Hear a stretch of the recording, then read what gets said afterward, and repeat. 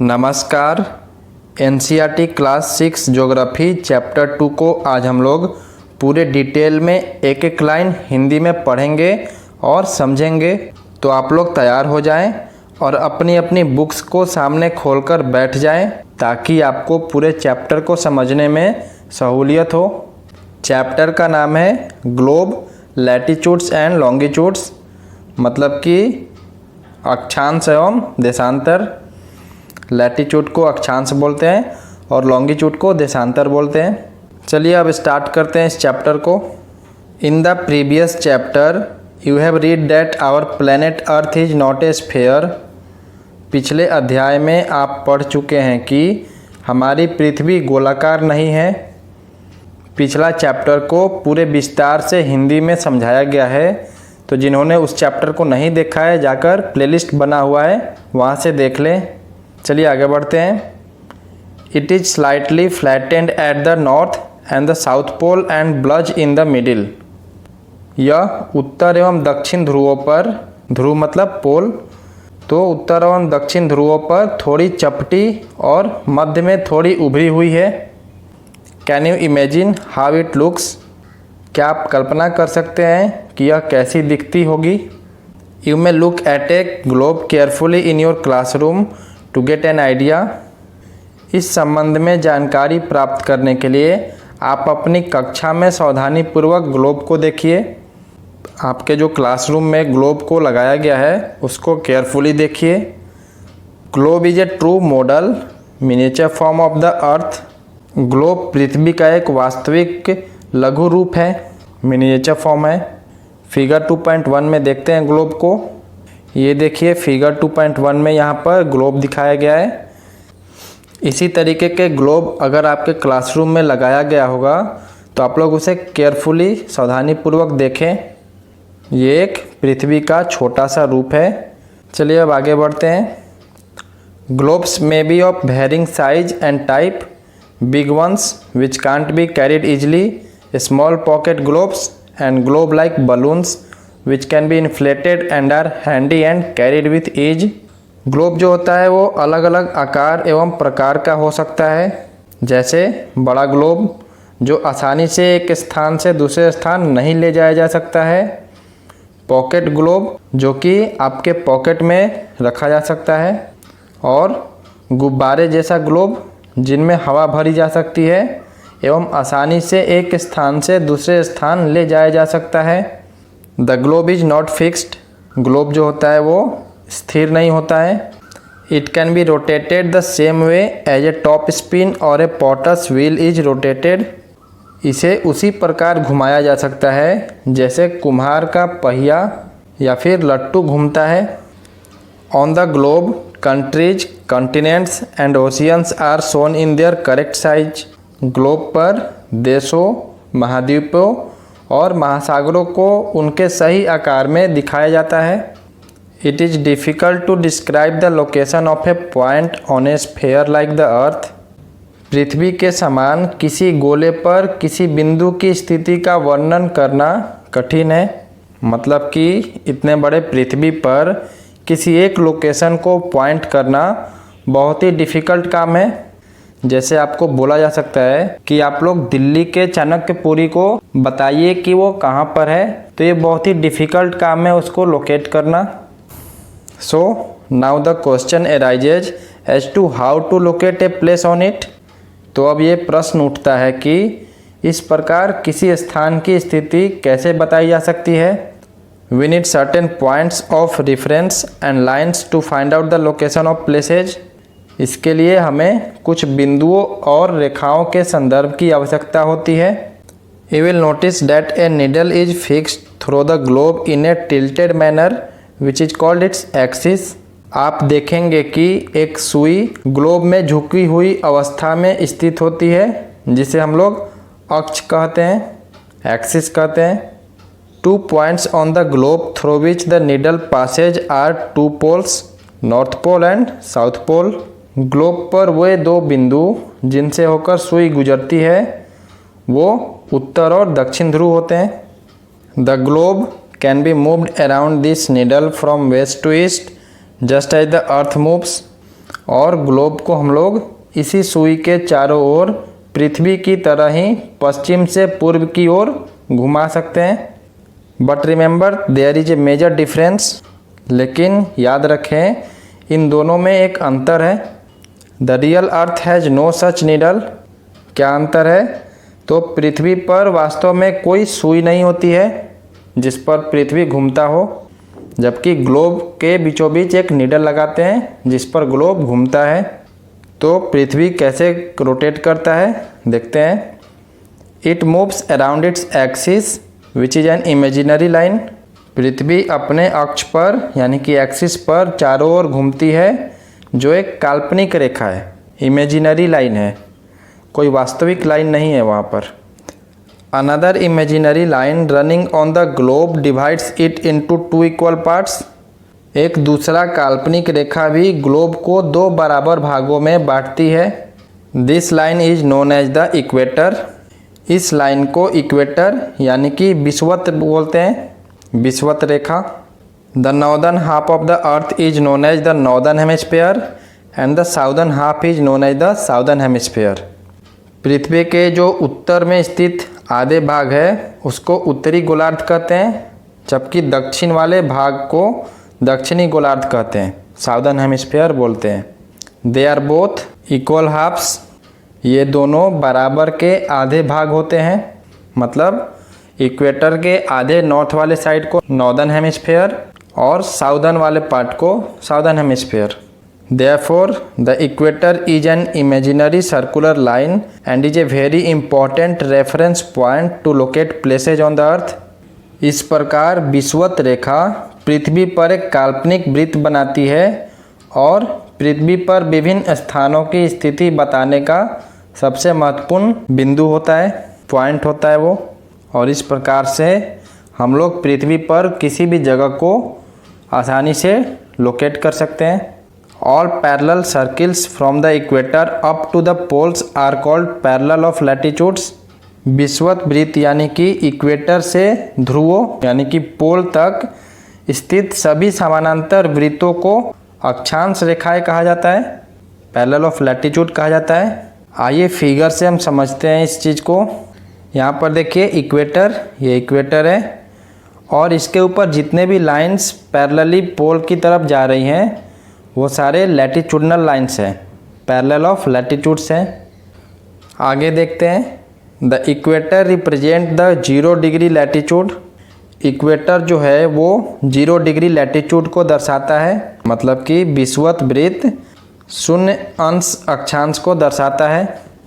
Since the distance from the equator to either of the poles is 1/4 of a circle round the earth, it will measure 1/4 of 360 degree, that is 90 degree. चूँकि विषुवत वृत्त से दोनों तरफ ध्रुवों के बीच की दूरी पृथ्वी के चारों ओर के वृत्त का 1/4 होता है, तो इसका माप क्या होगा? 360 अंश का 1/4 होगा, यानी कि 90 degree. thus 90 degree north latitude marks the north pole and 90 degree south latitude marks the south pole।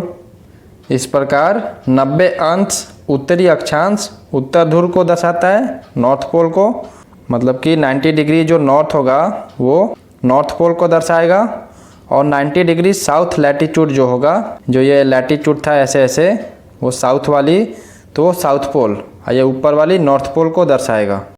As such all parallels north of the equator are called north latitudes.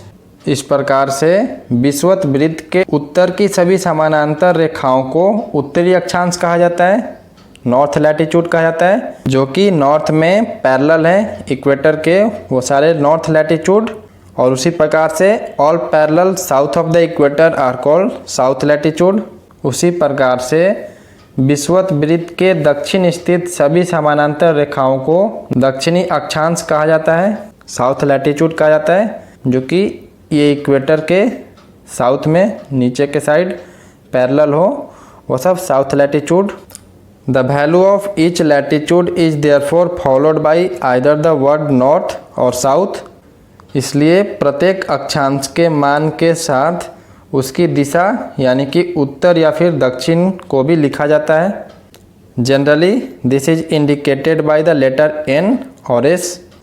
आमतौर पर इसे हिंदी में उ यानी कि उत्तर और द यानी कि दक्षिण और इंग्लिश में नॉर्थ एन और साउथ एस से इंडिकेट किया जाता है।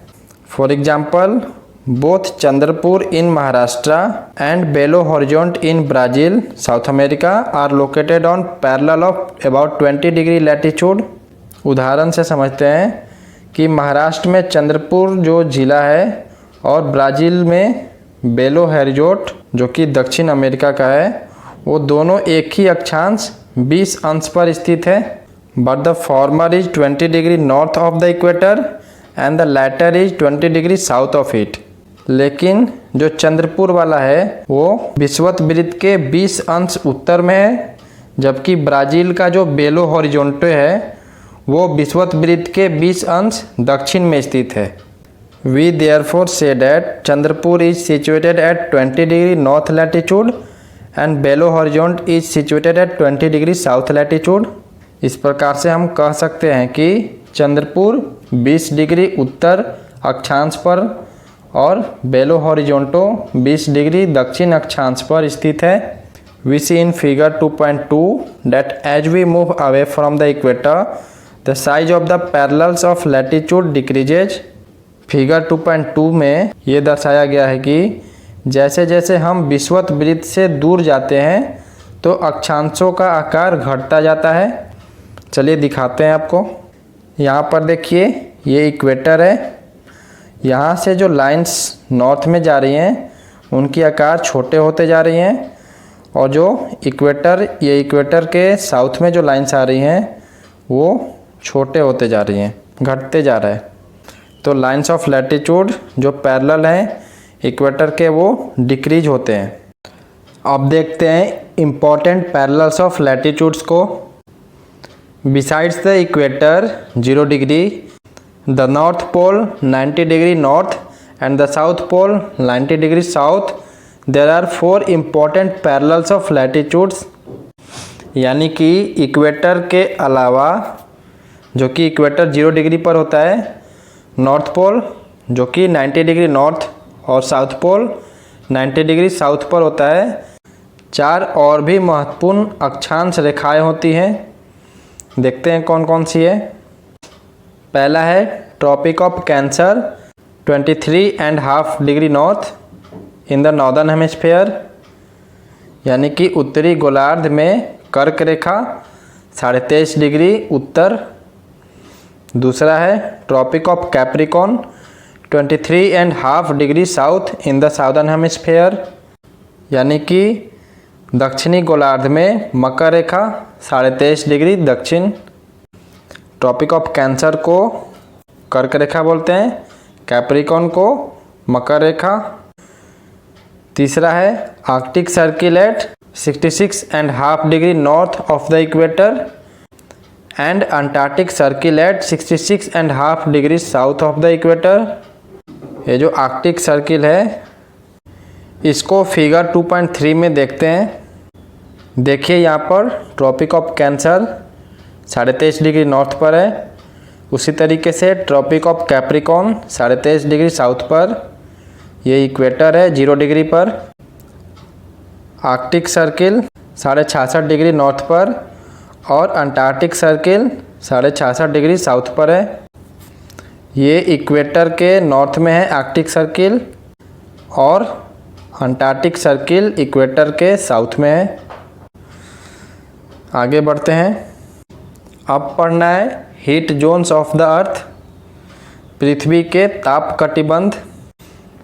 The mid day sun is exactly overhead at least once a year on all latitudes in between the tropic of Cancer and the tropic of Capricorn. कर्क रेखा और मकर रेखा के बीच के सभी अक्षांशों पर सूर्य जो होता है वो वर्ष में एक बार दोपहर में सिर के ठीक ऊपर होता है।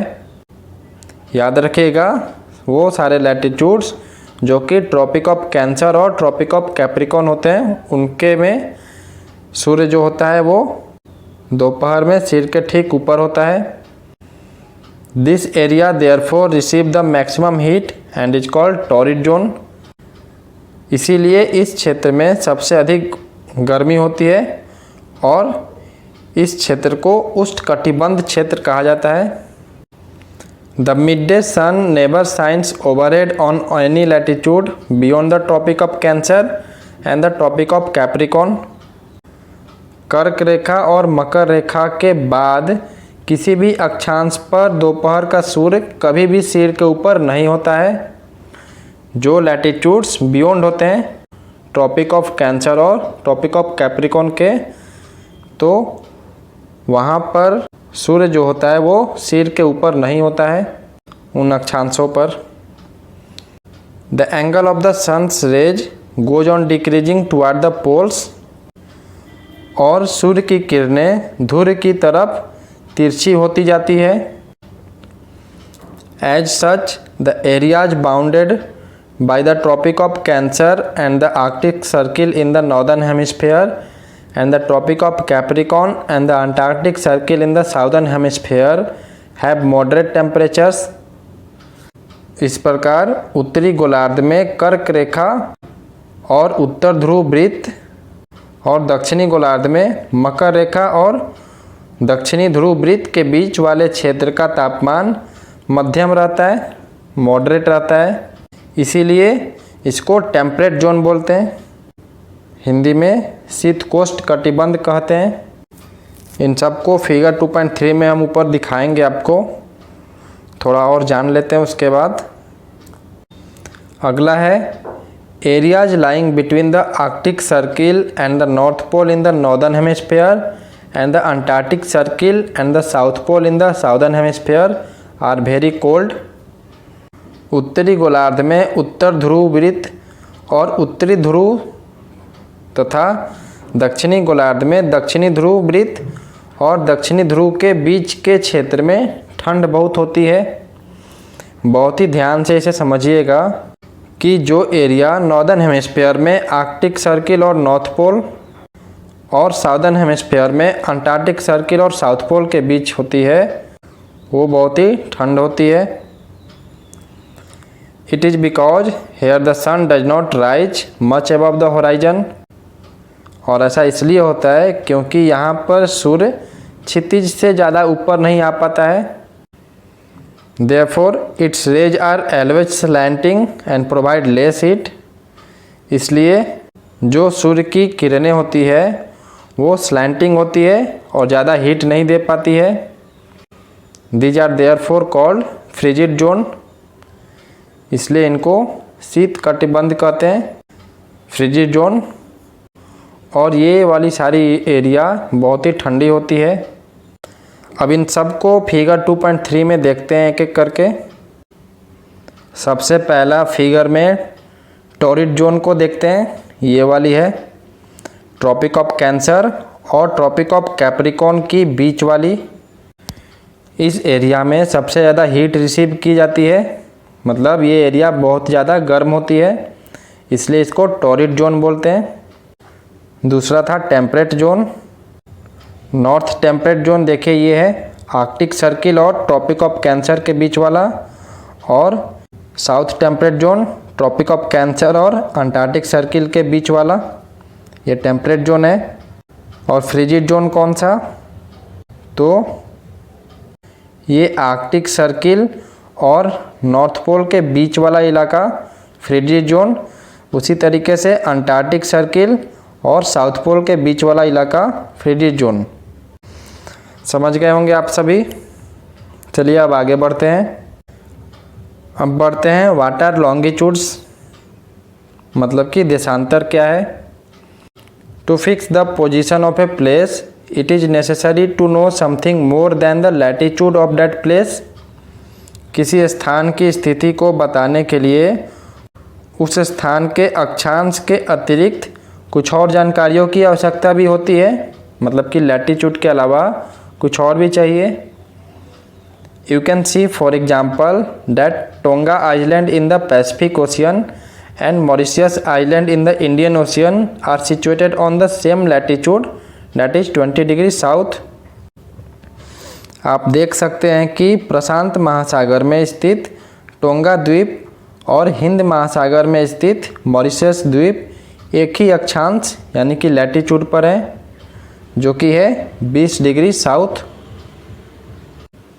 Now in order to locate them precisely we must find out how far east or west these places are from a given line of reference running from the north pole to the south pole।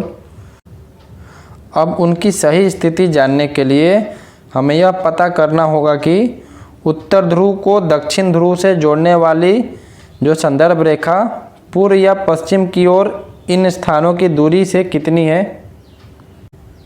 These lines of references are called the meridians of longitude, और इन्हीं संदर्भ रेखाओं को देशांतरीय रेखा बोलते हैं।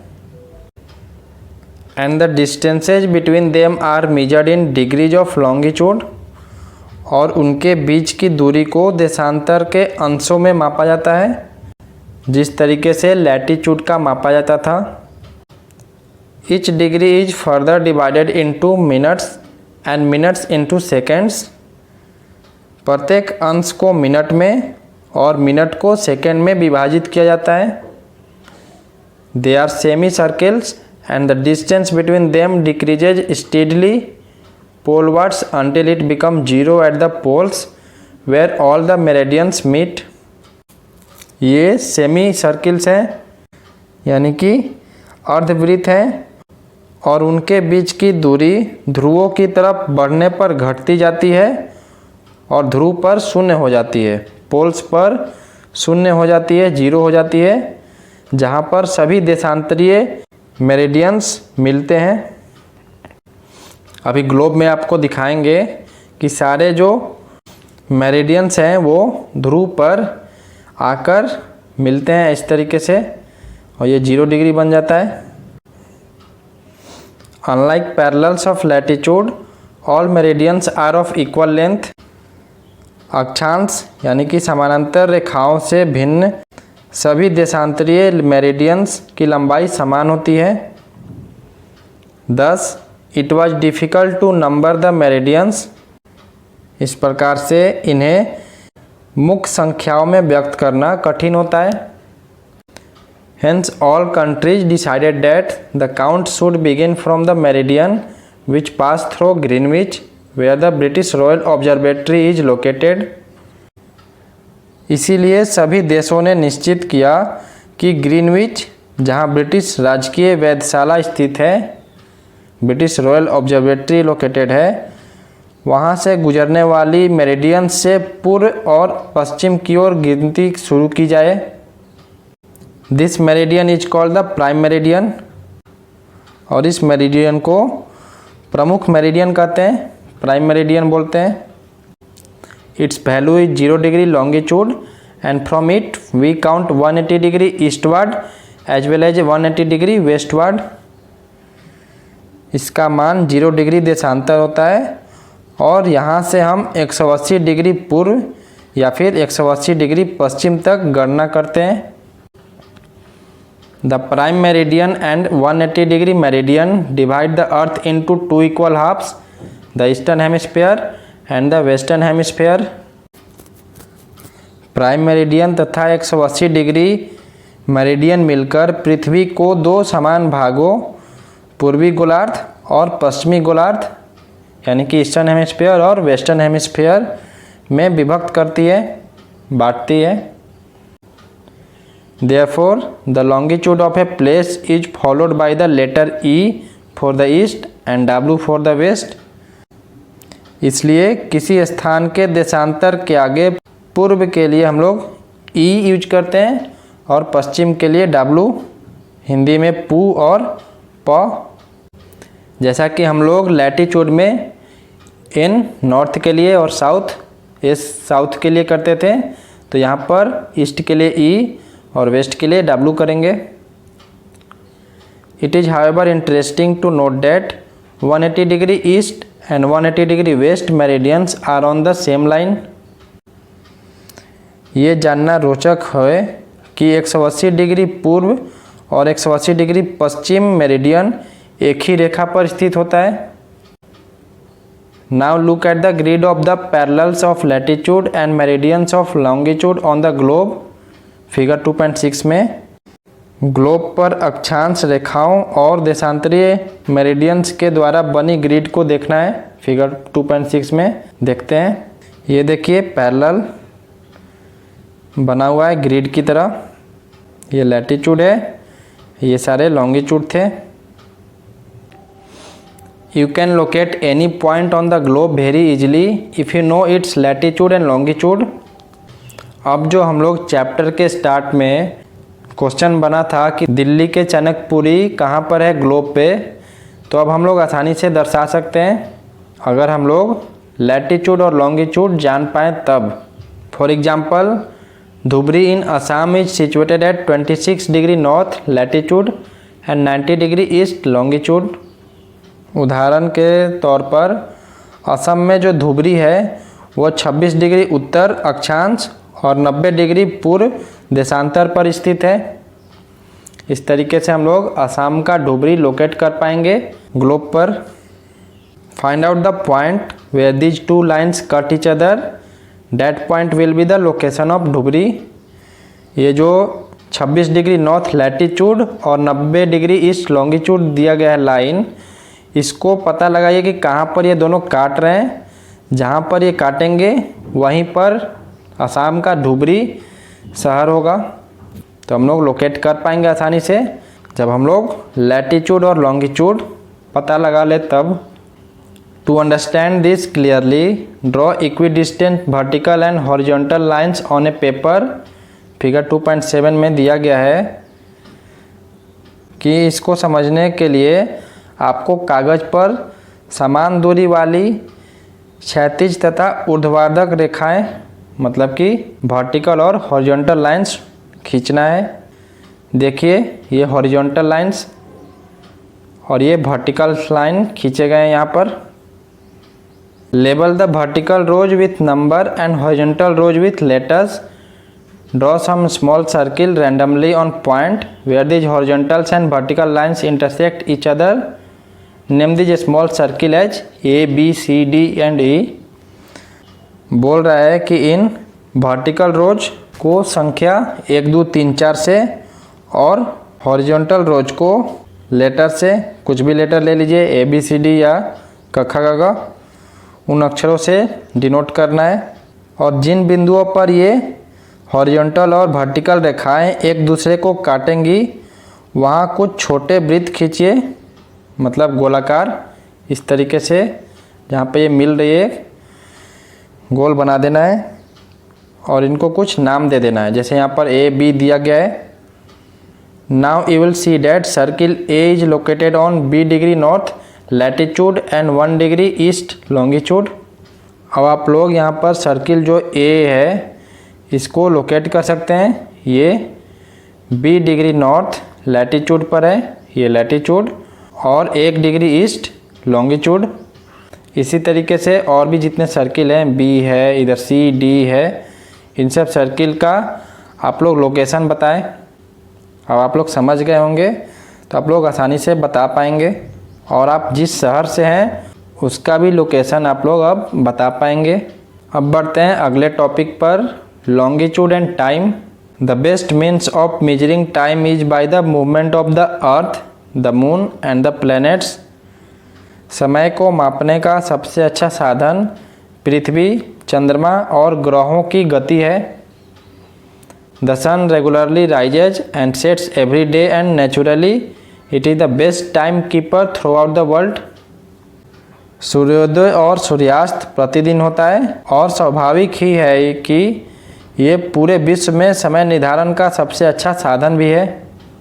Local time can be record by the shadow cast by the sun which is the shortest at noon and longest at sunrise and sunset. स्थानीय समय का अनुमान सूर्य के द्वारा बनने वाली परछाई से लगाया जा सकता है, जो कि दोपहर में सबसे छोटी और सूर्योदय तथा सूर्यास्त के समय सबसे लंबी होती है।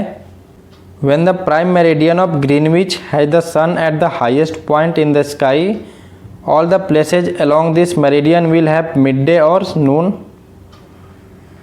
ग्रीनविच पर स्थित प्रमुख मेरिडियंस पर सूर्य जिस समय आकाश के सबसे ऊंचे बिंदु पर होता है उस समय मेरिडियन पर स्थित सभी स्थानों पर दोपहर होती है। As the earth rotates from west to east, those places east of Greenwich will be ahead of Greenwich time and those to the west will be behind it. Figure 2.8। जैसा कि आप लोग जानते हैं, पृथ्वी पश्चिम से पूर्व की ओर चक्कर लगाती है, इसलिए वे स्थान जो ग्रीनविच के पूर्व में है यानी कि ईस्ट में है उनका समय ग्रीनविच समय से आगे होगा और जो पश्चिम में है उनका समय पीछे होगा। इसीलिए हमारे भारत में नॉर्थ ईस्ट में सबसे पहले सूर्य निकलता है असम साइड, और पश्चिम में यानी कि गुजरात साइड सूर्य थोड़ी देरी के बाद निकलता है, आधे से 1 घंटे की देरी होती है। The rate of difference can be calculated as follow, और इनके समय के अंतर की दर को इस तरीके से हम लोग कैलकुलेट कर सकते हैं। देखिए, the earth rotate 360 degree in about 24 hour. आप लोग जानते ही हैं कि पृथ्वी लगभग 24 घंटे में अपने अक्ष पर 360 डिग्री घूम जाती है, which means 15 degree an hour और 1 डिग्री इन 4 मिनट्स। इसका सरल रूप में और क्या बोल सकते हैं कि 1 घंटे में 15 डिग्री और 4 मिनट में 1 degree. Thus, when it is 12 noon at Greenwich, the time at 15 degree east of Greenwich will be 15 into 4 यानी कि 60 minute, that is 1 hour ahead of Greenwich time, which means 1 PM। मतलब कि जब Greenwich में दोपहर के 12 बजते हैं तब ग्रीनविच में 15 डिग्री पूर्व में समय होगा, क्या होगा, 60 मिनट, और ये ग्रीनविच के समय से 1 घंटा आगे यानी कि वहाँ पर दोपहर का 1 बजा होगा। But at 15 degree west of Greenwich the time will be behind Greenwich time by 1 hour, that is it will be 11 AM। लेकिन यही अगर 15 डिग्री पश्चिम का समय ग्रीनविच समय से 1 घंटा पीछे होगा तब वहाँ सुबह के 11 बजे होंगे। Similarly at 180 degree it will be midnight when it is 12 noon at Greenwich। इसी प्रकार जब ग्रीनविच पर दोपहर के 12 बजे होंगे तो उस समय 180 डिग्री पर मध्य रात्रि होगा। At any place a watch can be adjusted to read 12 o'clock when the sun is at the highest point in the sky, that is when it is midday। किसी भी स्थान पर जब सूर्य आकाश में अपने उच्चतम बिंदु पर होता है तो दोपहर में उस समय घड़ी में दिन के 12 बजते हैं। The time shown by such A watch will give the local time for that place. इस प्रकार घड़ी के द्वारा दिखाया गया समय उस स्थान का स्थानीय समय होगा, लोकल टाइम होगा। You can see that all the places on A given meridian of longitude have the same local time. आप देख सकते हैं कि जितने भी दिए गए देशांतरीय मेरिडियन पर सभी स्थानों का स्थानीय समय समान है।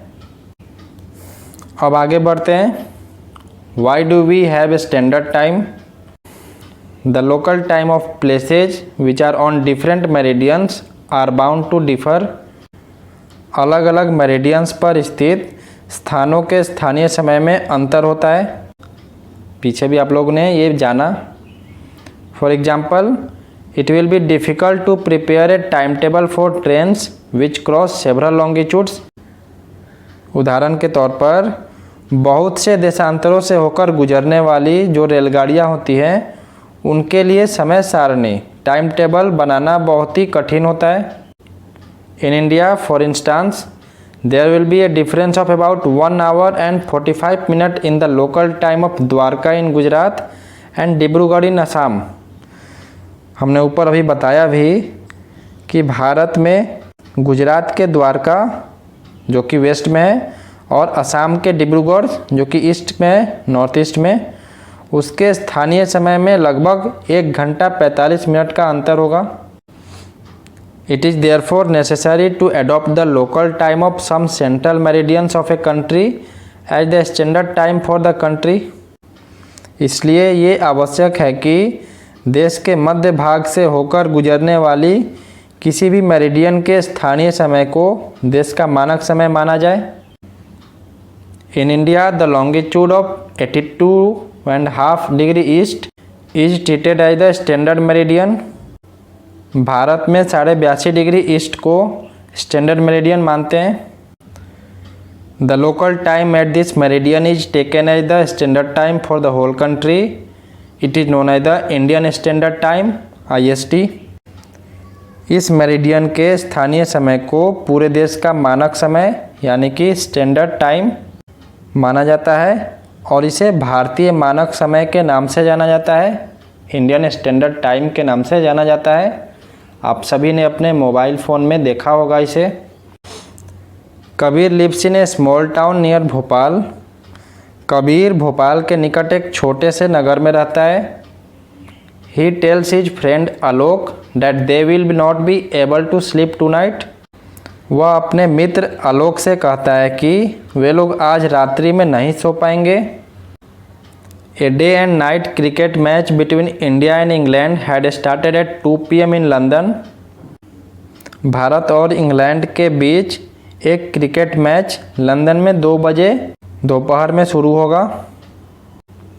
This means that the match would begin eight 7:30 PM in India and finish well into the night. इसका मतलब कि भारत के समय अनुसार मैच शाम के 7:30 बजे शुरू होगा और देर रात तक समाप्त होगा। Do you know what is the time difference between India and England? तो अब आप लोग से पूछा जा रहा है कि क्या आप लोग जानते हैं कि भारत और इंग्लैंड के बीच समय में क्या अंतर है? India located east of Greenwich at 82 degree 30 minute east is 5 hours and 30 minutes ahead of GMT। Bharat Greenwich के 82 डिग्री 30 मिनट पूर्व में स्थित है और यहाँ का समय ग्रीनविच समय से 5 घंटा 30 मिनट आगे है। So it will B 7:30 PM in India when it is 2 PM Noon in London. इसलिए जब लंदन में दोपहर के 2 बजे होंगे तब भारत में शाम के 7:30 बजे होंगे। Some countries have a great longitudinal extent and so they have adopted more than one standard time। कुछ देशों का देशांतरीय विस्तार यानी कि लॉन्गिट्यूडनल एक्सटेंट बहुत अधिक होता है जिसके कारण वहाँ एक से अधिक मानक समय अपनाए गए हैं। फॉर एग्जाम्पल आप सभी जानते हैं कि एरिया के टर्म्स में दुनिया का सबसे बड़ा देश रसिया है। In Russia there are as many as 11 standard times. ध्यान से इसे याद रखिएगा कि रूस में 11 मानक समय को अपनाया गया है। The earth has been divided into 24 time zones of 1 hour each. और पृथ्वी को एक घंटे वाले 24 समय क्षेत्रों में बांटा गया है। इस zone 10 cover 15 degree of longitude.